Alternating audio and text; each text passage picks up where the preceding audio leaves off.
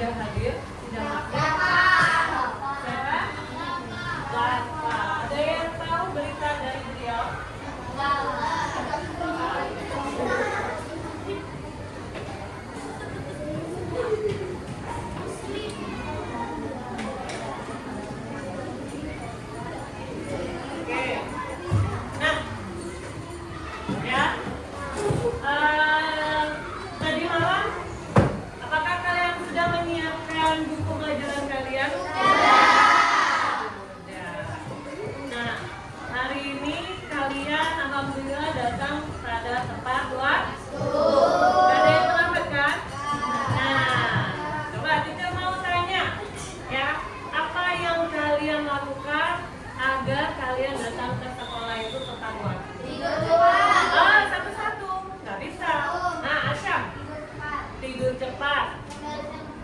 Membereskan buku.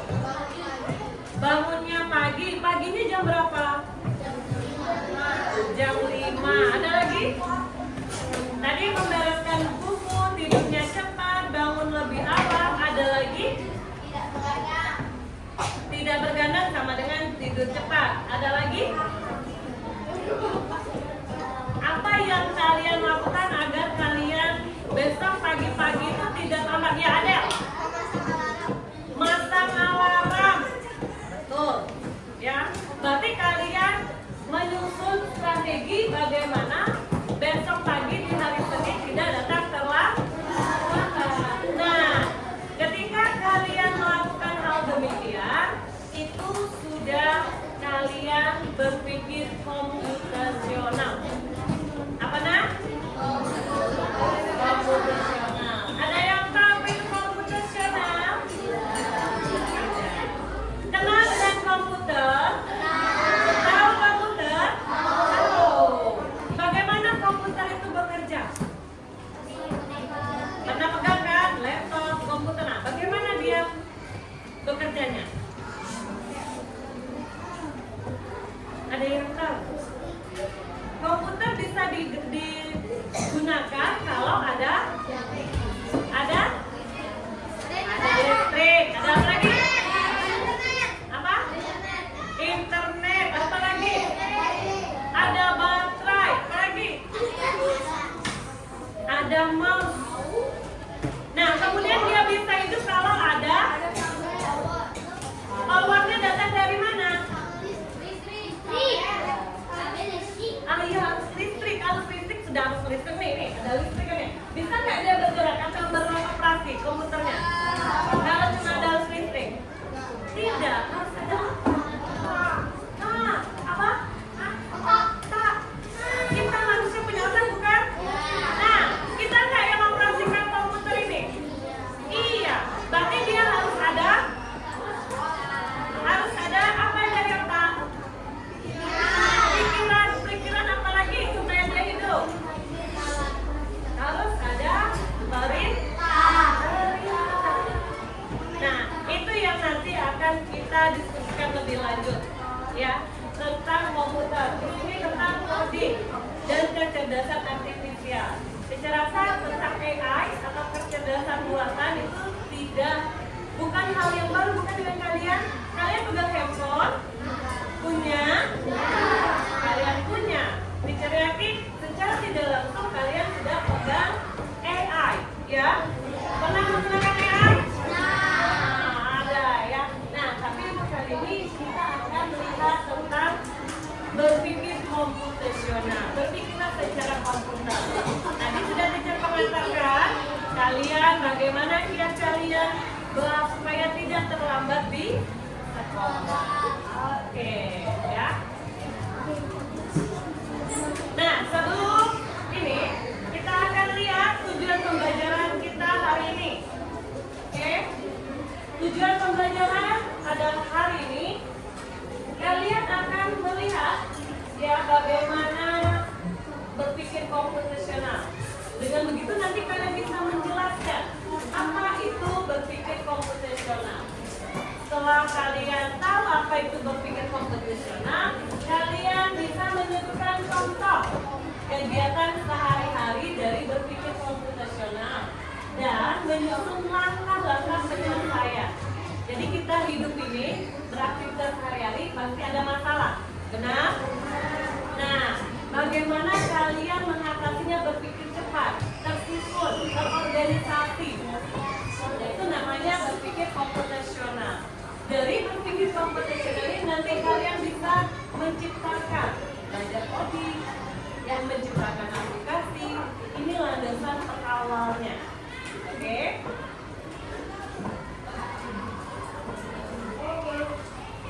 Nih, sebelum itu kita akan kasih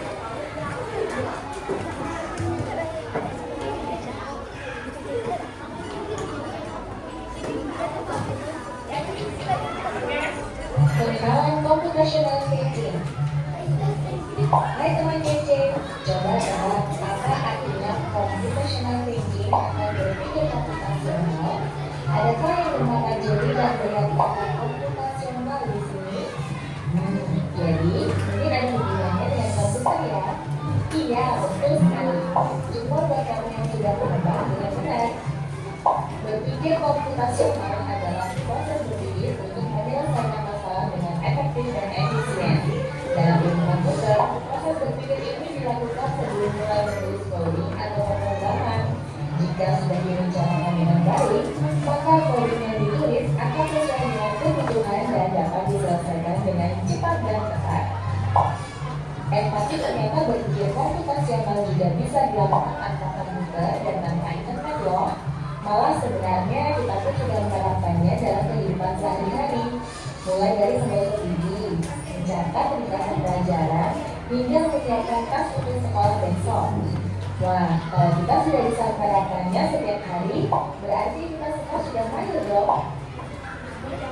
Sebelum nanti, contoh-contoh tadi kita menerapkan berpikir komputasional pada masalah yang sederhana. Masih banyak nih masalah yang lebih kompleks, seperti misalnya faktor keuangan bulanan, apa yang harus dilakukan kalau kamu selesai motor baru, hingga memilih jurusan dan karir. Lalu yang lebih penting lagi, ketika kamu dewasa nanti, kamu akan menghadapi era industri 4 dan bahkan 5. Di sini kamu perlu kecakapan untuk memanfaatkan dunia digital, mulai dari mencari dan memilah informasi yang kamu perlukan, hingga menggunakan informasi itu untuk membuat keputusan penting dalam hidupmu. Menghadapi masalah kompleks di masa sekarang dan masa depan ini seperti merencanakan coding yang sudah dibahas sebelumnya. Kuncinya adalah menghadapi masalah dengan tuntas dan mencari cara menyelesaikan yang efektif dan efisien. Nah, kalau begitu, bagaimana ada kita bisa berpikir komputasional? Sekarang kita bahas ya, 4 landasan dari berpikir komputasional. Yang pertama, dekomposisi. Dekomposisi artinya membagi masalah kompleks ke bagian yang lebih kecil agar mudah diselesaikan. Misalnya, kamu ditunjuk jadi ketua panitia lomba 17-an. Maka, untuk memudahkan pelaksanaan, kamu bisa menuju panitia bagian acara, konsumsi, komunikasi, keamanan, dan lainnya. Yang kedua, pengenalan pola. Artinya mencari kesamaan dan melalui antara bagian-bagian masalah kompleks yang sudah dipecah. Misalnya, kamu hendak melipat dan menyimpan jemuran di rumah, maka kamu perlu bisa mengenali jemuran milik ayah, ibu, kamu, adik, dan milik bersama seperti spray, handuk, dan lainnya. Ini karena jemuran-jemuran itu perlu disimpan di tempat yang berbeda. Yang ketiga, abstraksi. Artinya fokus pada informasi yang penting saja, mengabaikan detail yang tidak diperlukan. Misalnya, kamu tidak menceritakan pengalamanmu berwisata keluar kota. Tentunya kamu mengalami banyak hal dari menyenangkan di bus, berfoto bersama, makan di restoran, menginap di hotel, hingga perjalanan pulang. Tapi nggak mungkin kan kamu ceritakan semua kejadian dengan detail pada teman-temanmu. Pasti mereka bosan dan kelamaan. Jadi kamu harus mencari beberapa kejadian yang menarik saja untuk diceritakan pada teman. Yang terakhir, algoritma. Artinya membuat langkah-langkah penyelesaian atau membuat aturan yang diikuti untuk menyelesaikan masalah. Misalnya, kamu diberi daftar belanja di supermarket oleh ibu. Ada minyak goreng, telur, roti, sayur, dan kopi. Lalu kamu harus buru-buru karena ibu sudah mau memasak dengan minyak goreng itu. Nah, kalau seperti ini, pasti jalannya efisien, misalnya mulai dengan mengambil barang yang paling dekat dari pintu masuk hingga terakhir yang paling dekat dengan kasir. Nah, itu dia 4 landasan berpikir komputasional yang perlu diterapkan untuk memecahkan masalah yang kompleks.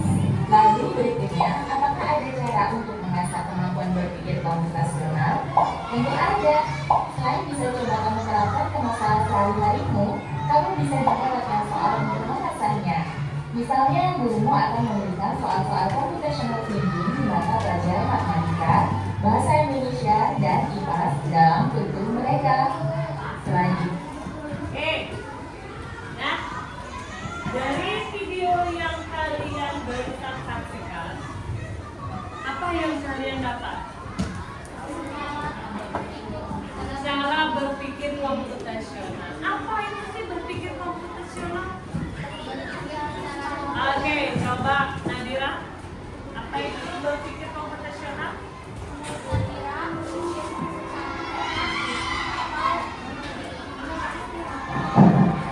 Oke, Nadira.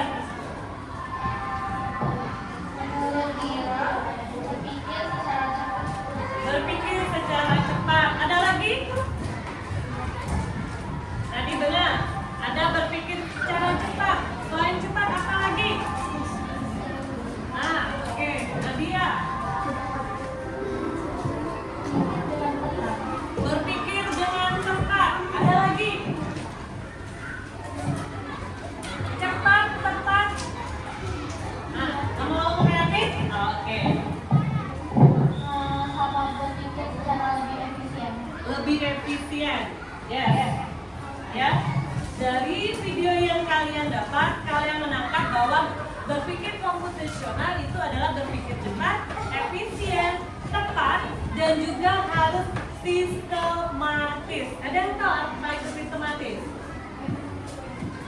Pernah dengar sistematis? Berurutan. Ya, harus berurutan. Ya, dia sesuai. Itu namanya berpikir komputasional. Nah, di dalam video tadi juga ada beberapa landasan dalam kita berpikir komputasional. Ada yang tahu apa saja? Landasan dalam berpikir komputasional. Apa? Pengenalan produk itu apa? Oh, pengenalan pola. Oke.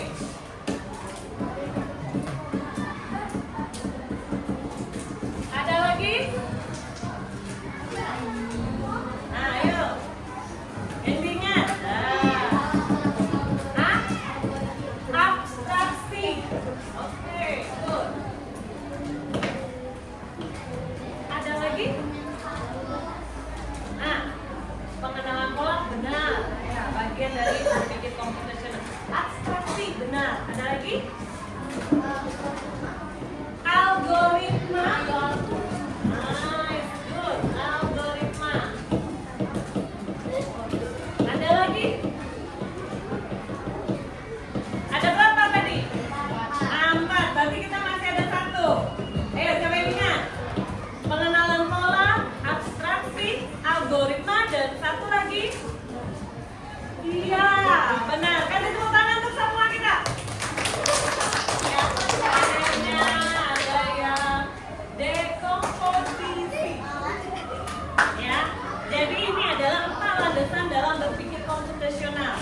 Ya, nah, ketika kalian ditunjuk menjadi ketua kelas mau buat acara, maka kalian bagi seksi pengamanan, seksi keuangan, seksi perlengkapan. Itu pola berpikir yang mana? Prinsip yang mana dipakai? Yang mana? Yang mana? Ayo, ketika kalian ditunjuk menjadi seorang ketua kelas, ada mau bikin acara, maka kalian tunjuk seksi perlengkapan, seksi keuangan, seksi pengamanan. Dari 4 alat ini, yang mana? Hah? Yang mana? Apa alat? Dekomposisi. Bagaimana yang lainnya? Benar? Benar. Ya, dekomposisi. Ketika kalian mau membuat sebuah jus atau kue, harus mengikuti langkah-langkahnya secara berurutan. Yang mana? Algoritma. Apakah benar? Benar? Ya, algoritma secara berurutan. Ya. Nih, setiap hari kalian kan ada buku pelajaran tuh. Nah, kalian akan membawa buku pelajaran itu setiap hari sesuai jadwal pelajaran. Itu apa itu? Hari Senin, bahasa coding apa? Pengenalan pola. Benar. Pengenalan pola. Ya. Nih, lanjut. Abstraksi tadi apa? Abstraksi ada yang tahu? Ini banyak nih barang-barang di kelas. Ya kan? Coba kalau teacher, dengarkan instruksi teacher. Oke? Coba pilih barang yang berhubungan dengan makanan dan minuman. Sendok makan. Padahal banyak nih barangnya. Nah, tapi itu namanya apa? Galon. Galon benar. Galon itu sesuai makan dan minum. Berpikir kita hanya mengambil yang bagian yang penting, mengabaikan hal-hal yang lain yang tidak sesuai dengan instruksi. Oke? Paham? Oke, silakan yang lagi di sini.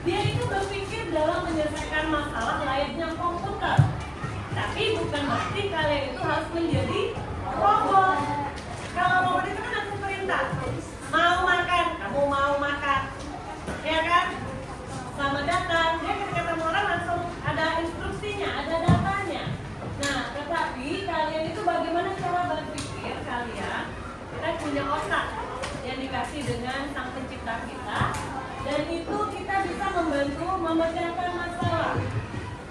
Ya, jadi kalau ada masalah itu kita bisa selesaikan. Kita bisa memilah dari masalah besar menjadi masalah yang kecil, dan ya, atau bisa mudah diselesaikan. Tapi berpikir komputasional juga melatih otak kita berpikir secara logis. Tahu logis? Masuk akal dan sistematis. Ya. Nah, inilah biasanya dia berhubungan dengan kehidupan kalian sehari-hari. Kenapa kita harus bisa berpikir komputasional? Ya, dengan kita bisa tepat menyelesaikan masalah, kita bisa membantu menyelesaikan masalah dengan mudah, bisa mengambil keputusan dengan baik, mengajarkan kalian berpikir kreatif. Oh, ini nggak bisa ya, bagaimana caranya aku bisa agak cepat sampai ke sana, kan? Nah, itu merupakan salah satu bagian dari berpikir komputasional dan membantu menghemat waktu. Nah, ini tadi kita akan lihat satu-satu. Apa itu dekomposisi? Sebenarnya tadi kalian sudah bagus, ya, kalian sudah menjelaskan masalah. Nah, dekomposisi itu memecahkan masalah besar jadi masalah kecil. Nih, kita pikir aja. Ada yang angkat kursi, ya nggak, bersihin kelas. Ada yang ngepel, ada yang buang sampah. Nah, itu ternyata namanya dekomposisi.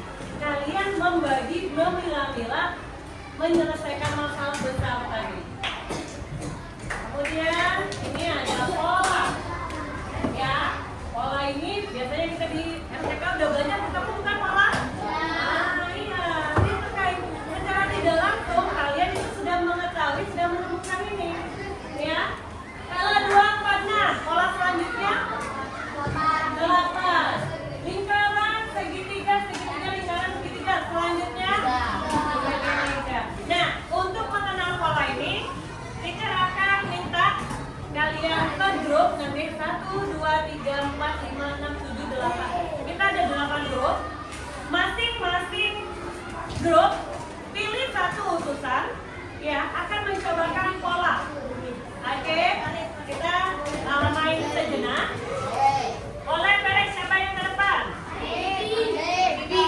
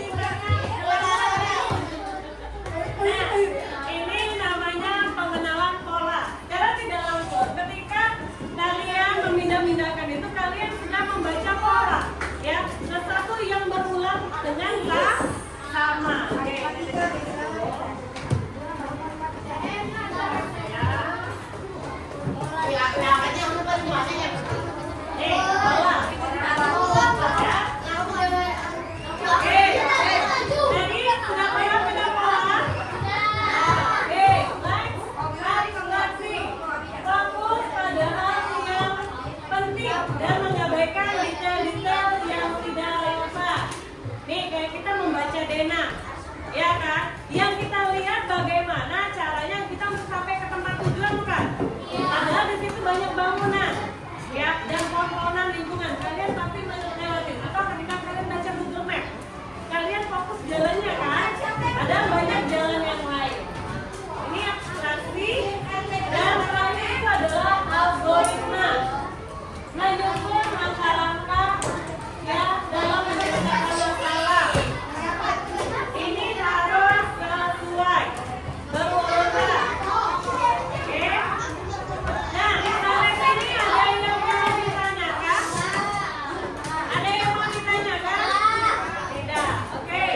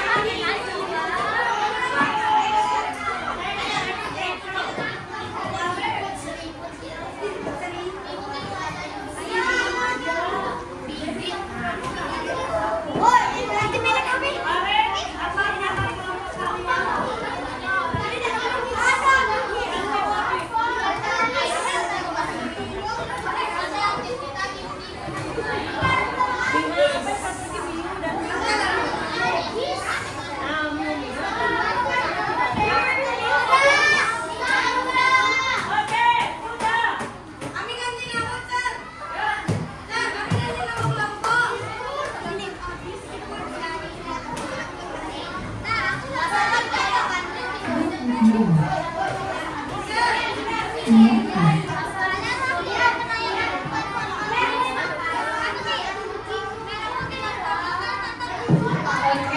ada yang sudah kelompok Donald Pickles Slayer. Oke, ini sudah. Ayo, yang lainnya.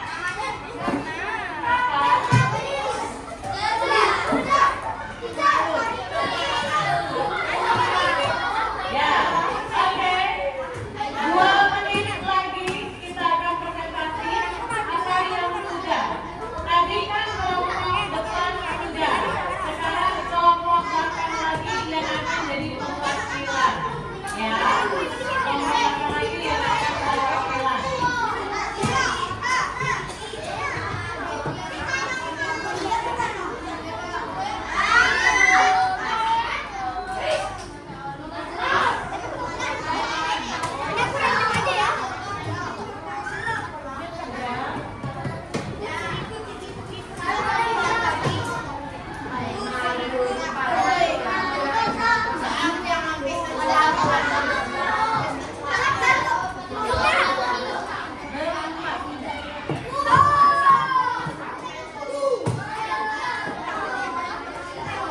Sudah semua? Oke, sedikit lagi.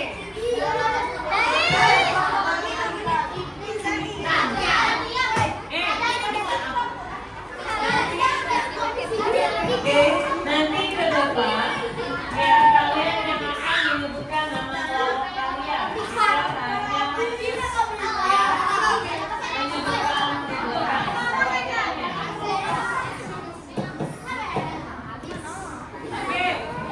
kita sudah semuanya?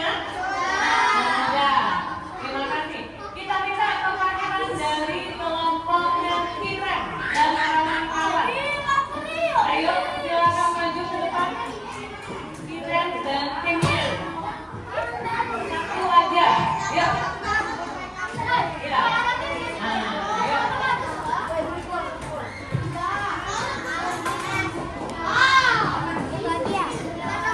Boleh siapa lagi? Timnya boleh ke depan.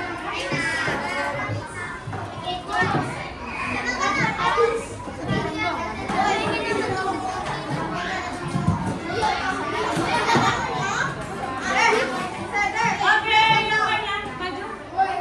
Ya, temani temannya. Oke, perwakilan boleh ke depan. Yang lainnya boleh dicek dengan pekerjaan kalian. Kalau tidak salah kalian boleh instruksi.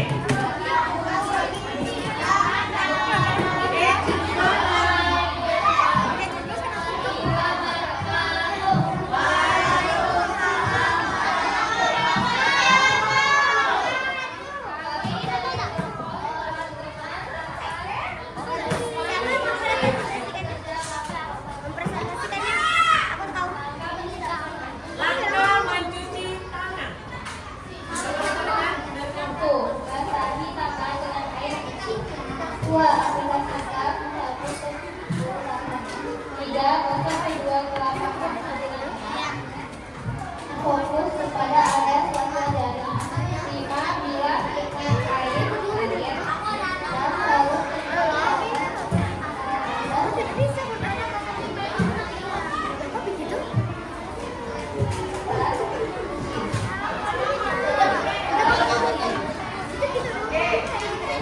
Bagaimana? Ada yang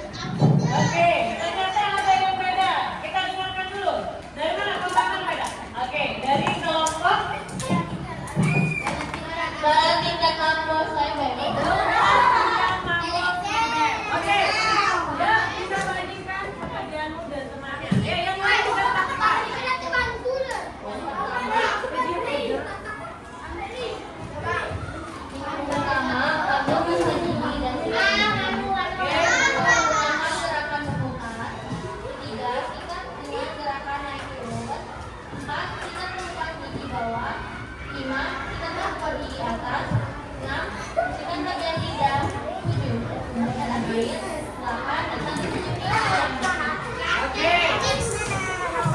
Ya, ada beberapa bagian yang sama.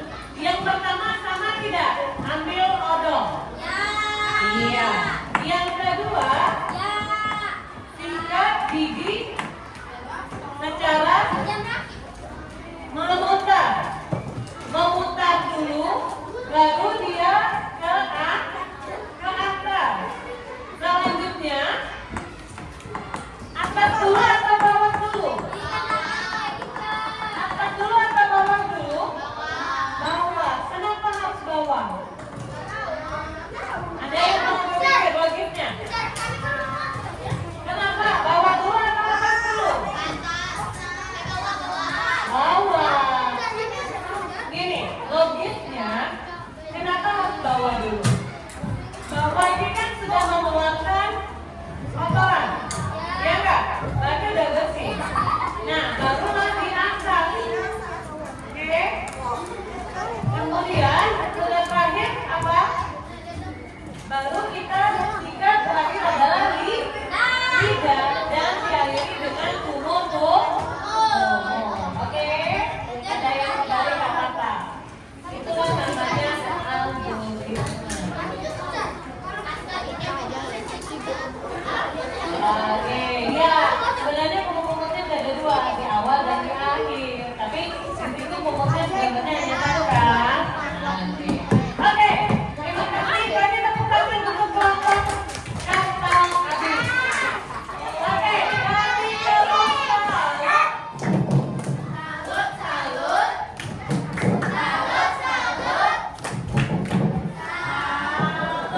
Sekali lagi, kasih tepuk salut untuk kedua kelompok. Tepuk salut.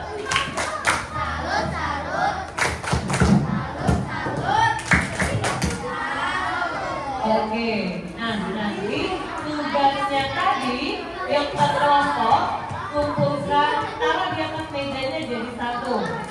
Ya, selanjutnya kita akan bagikan tugas kalian per individu.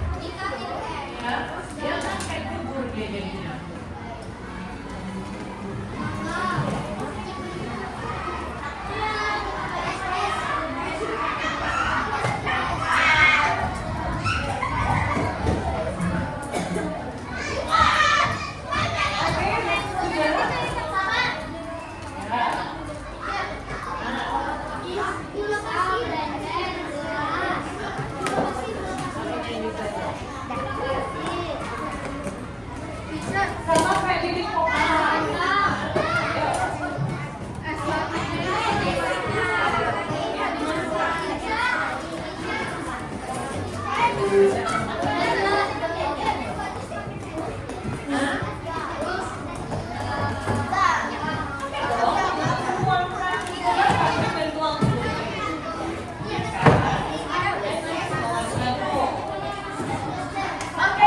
sudah? Yes.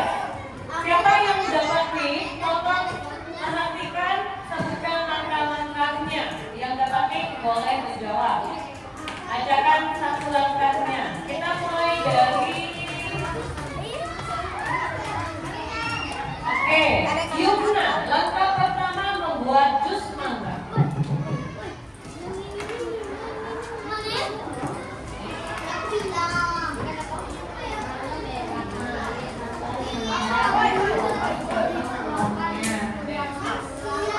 Yumna bilang kupas buah dan potong-potong buahnya. Setuju? Oke, good. Yang kedua, Iva. Ya, dicetak.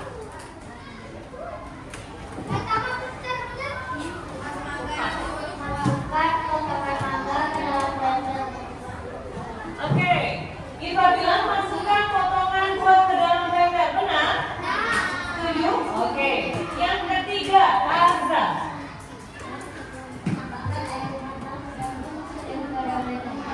Tambahkan air matang dan gula pasir ke dalam blender. Setuju? Oke. Next, yang keempat, Krista.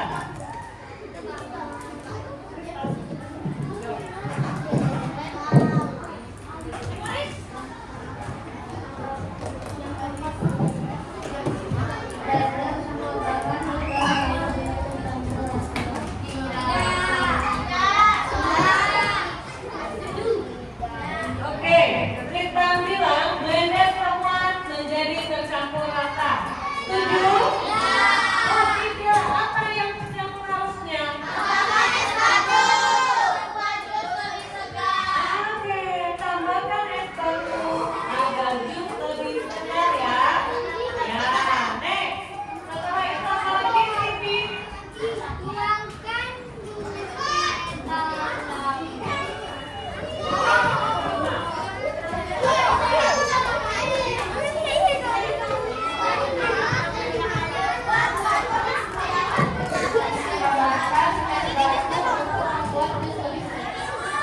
Nah, tambahkan.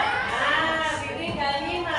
Tadi itu adalah step yang keempat, tambahkan es batu. Oke, yang kelima apa?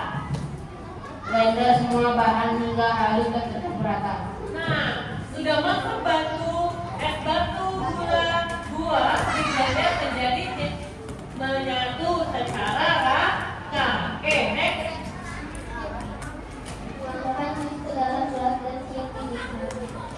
Tuangkan jus ke dalam gelas kecil yang dinikmati. Oke, sudah? Nah, untuk pertanyaan terakhir itu akan dicek secara manual, nanti dikumpulkan. Ya, boleh dikumpulkan dulu? Ya, satu orang saja mengumpulkannya dari perwakilan kelompoknya. Biar kalian saja.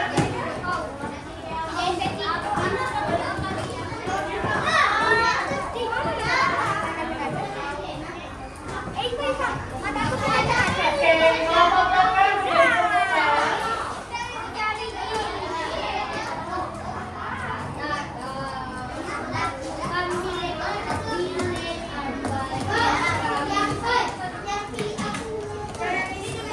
Ya, kumpulkan tugasnya akan dicek. Ya, yang berkelompok juga, yang individual juga dikumpulkan. Sudah?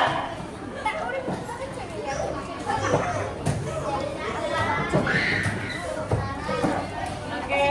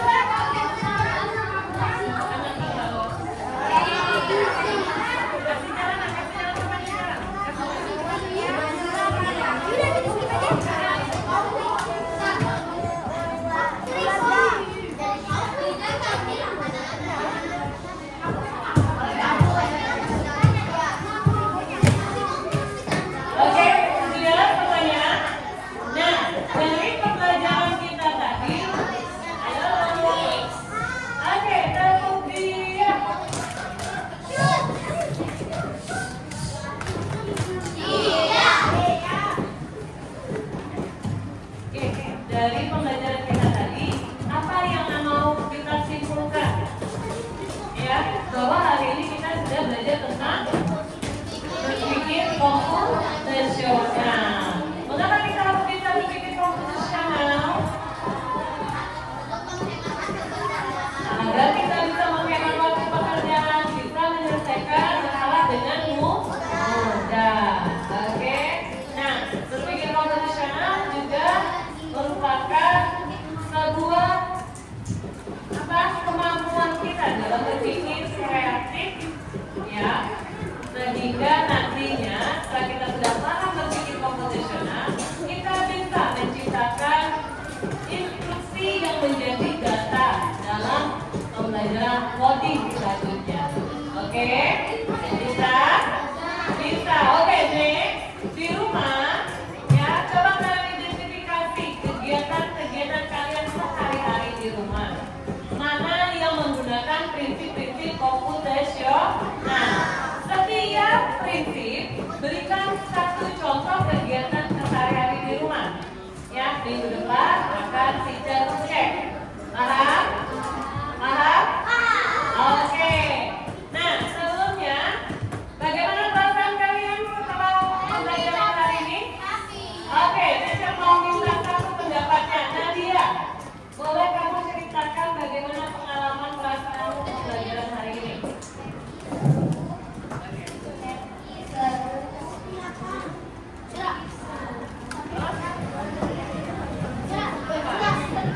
Pokoknya seru. Oke, kalau yang dari cowok nih, Asya, bagaimana pendapatmu? Ya, tentang perasaanmu pembelajaran hari ini?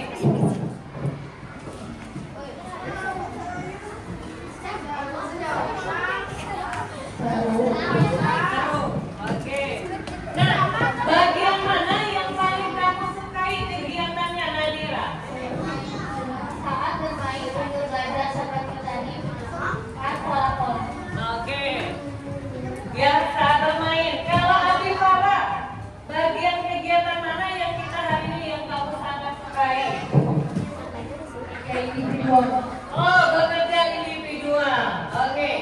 Jihan, adakah bagian pembelajaran hari ini yang perlu ditingkatkan?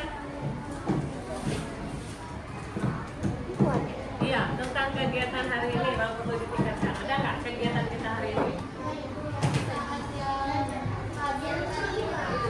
Kenapa? Oke. Bagian puzzle tadi ya, tapi harus lebih hati-hati. Oke,